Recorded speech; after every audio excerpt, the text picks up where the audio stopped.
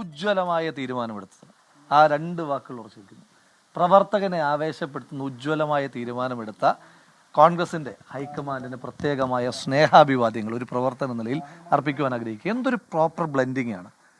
കഴിഞ്ഞ 4 വർഷക്കാലമായി ഏറ്റവും പ്രതിസന്ധിയുടെ ഒരു കാലത്ത് കേരളത്തിലെ കോൺഗ്രസ് പ്രസ്ഥാനത്തെ വളരെ ധീരമായി നയിച്ച് കോൺഗ്രസിൻ്റെ ഓരോ കോണിലുമുള്ള പ്രവർത്തകൻ്റെ ആത്മവിശ്വാസവും ആത്മാഭിമാനവും ഉയർത്തിയ ശ്രീ കെ സുധാകരൻ, അദ്ദേഹം പ്രസിഡന്റ് പദവിയിൽ നിന്ന് മാറുമ്പോൾ അദ്ദേഹത്തിനെ കോൺഗ്രസിൻ്റെ വർക്കിംഗ് കമ്മിറ്റിയിലേക്ക് ഉൾപ്പെടുത്തുന്നു.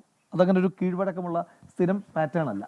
അപ്പോൾ 2 KPCCയുടെ പ്രസിഡന്റായി കണ്ണൂരിൽ നിന്ന് തന്നെ, കണ്ണൂരിൻ്റെ പ്രത്യേകത അറിയാമല്ലോ, നമ്മൾ കേരളത്തിൽ ഏറ്റവും അധികം മത്സരിക്കുന്നത്, വെല്ലുവിളി നേരിടുന്നത് CPM-ൽ നിന്നാണ്.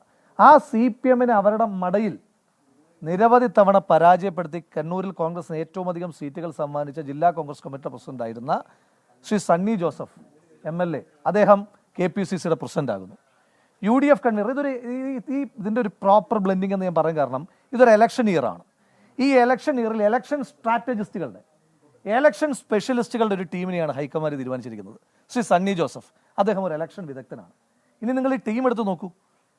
UDFന്റെ കൺവീനറായി വന്നിരിക്കുന്ന ശ്രീ അടൂർ പ്രകാശ്, കോന്നി പോലെ പത്തനംതിട്ട ജില്ലയിൽ ഏറ്റവും ഇടതുപക്ഷ സ്വഭാവം ഉണ്ടായിരുന്ന ഒരു മണ്ഡലത്തെ തുടർച്ചയായി ഐക്യജനാധിപത്യ മുന്നണിയോടൊപ്പം നിർത്തിയ ശ്രീ അടൂർ പ്രകാശ്, ആറ്റിങ്ങൽ പോലെ കോൺഗ്രസിന്റെ സ്ഥാനാർത്ഥി, ആര് സ്ഥാനാർത്ഥിയെ നിർത്തിയാലും CPM പേരിനൊരു സ്ഥാനാർത്ഥിയെ നിർത്തിയാൽ അയാൾ ജയിച്ചു പോകുന്ന മണ്ഡലത്തിൽ CPM-നെ അട്ടിമറിച്ച് തുടർ വിജയം നേടിയ ശ്രീ അടൂർ പ്രകാശ്, അതുപോലെ തന്നെ 2 ഉമ്മൻചാണ്ടി സാറിൻ്റെ ഗവൺമെൻറ്റുകളിൽ മന്ത്രിയായി, പ്രത്യേകിച്ച് പാലക്കാടിനെ സംബന്ധിച്ചിടത്തോളം പാലക്കാടിന് അഭിമാനമായ പട്ടികജാതി മെഡിക്കൽ കോളേജ്, ഇന്ത്യയിൽ തന്നെ നവോത്ഥാന ശ്രമങ്ങളൊന്നായ അത് സമ്മാനിച്ച ശ്രീ AP അനിൽകുമാർ, അദ്ദേഹം വർക്കിംഗ് പ്രസിഡന്റ് ആകുന്നു.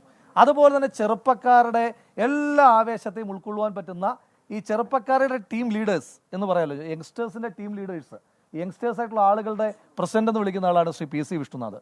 കുണ്ടറ പോലൊരു മണ്ഡലത്തിൽ പോയി ഒരു ഭരണ തുടർച്ച ഉണ്ടാകുന്ന സമയത്ത് പോലും ആ ഭരണ തുടർച്ചയുടെ കാലത്ത് എല്ലാവരും ജയിക്കുമ്പോൾ, ഭരണത്തിൻ്റെ ഭാഗമായി നിൽക്കുന്ന എല്ലാവരും ജയിക്കുമ്പോൾ പരാജയപ്പെട്ട മന്ത്രിയായി, ഒരു മന്ത്രിയെ പരാജയപ്പെടുത്തി കുണ്ടറ നേടിയെടുത്ത ശ്രീ PC വിഷ്ണുനാഥ്, പാലക്കാട് വലിയ വെല്ലുവിളി നേരിട്ട തെരഞ്ഞെടുപ്പിൽ BJPയുടെ മുഖ്യമന്ത്രി സ്ഥാനാർത്ഥിയെ പരാജയപ്പെട്ടു. അതിനുശേഷം ഒരു വലിയ പൊളിറ്റിക്കൽ ഫൈറ്റിൽ വടകരയിൽ പോയി ഉജ്ജ്വലമായ വിജയം നേടിയ ശ്രീ ഷാഫി പറമ്പിൽ. അതുകൊണ്ടാണ് ഞാൻ പറഞ്ഞത്, എന്തൊരു ഗംഭീര ടീമിനെ, അവൈലബിൾ ആയിട്ടുള്ള ഏറ്റവും ബെസ്റ്റ് ടീമിനെ കോൺഗ്രസ് പാർട്ടി ഡിപ്ലോയ് ചെയ്യുക എന്ന് പറഞ്ഞ ഇലക്ഷൻ ഇയറിൽ പ്രവർത്തകൻ്റെ തെരഞ്ഞെടുപ്പ് വരാൻ പോവുകയാണ് 2025. ആ പ്രവർത്തകൻ്റെ തെരഞ്ഞെടുപ്പ് വരുമ്പോൾ ഇലക്ഷൻ സ്ട്രാറ്റജിസ്റ്റുകളുടെ, അത് ഓരോ പേരുകളും, സണ്ണി ജോസഫ് ആകട്ടെ, അനിൽകുമാർ ആകട്ടെ, വിഷ്ണുനാഥ് ആകട്ടെ, ഷാഫി പറമ്പിലാകട്ടെ, അടൂർ പ്രകാശ് ആകട്ടെ, ഇലക്ഷൻ എക്സ്പേർട്ടുകളുടെ, സ്ട്രാറ്റജിസ്റ്റുകളുടെ ടീമിനെ വെക്കുക എന്ന് പറഞ്ഞാൽ അത് ഹൈക്കമാൻഡ് ഒരുമ്പെട്ട് ഇറങ്ങിയിരിക്കുകയാണ്. അത് തെരഞ്ഞെടുപ്പിൽ പ്രവർത്തകനെ ആദ്യ തെരഞ്ഞെടുപ്പിൽ വിജയിപ്പിച്ചതിന് ശേഷം കേരള നിയമസഭാ തെരഞ്ഞെടുപ്പിൽ UDFന്റെ ഗവൺമെൻറ് ഉണ്ടാകുവാൻ വേണ്ടിയിട്ടുള്ള പ്രവർത്തനങ്ങളുടെ കൗണ്ട് ഡൗൺ ഇവിടെ തുടങ്ങുകയാണ്.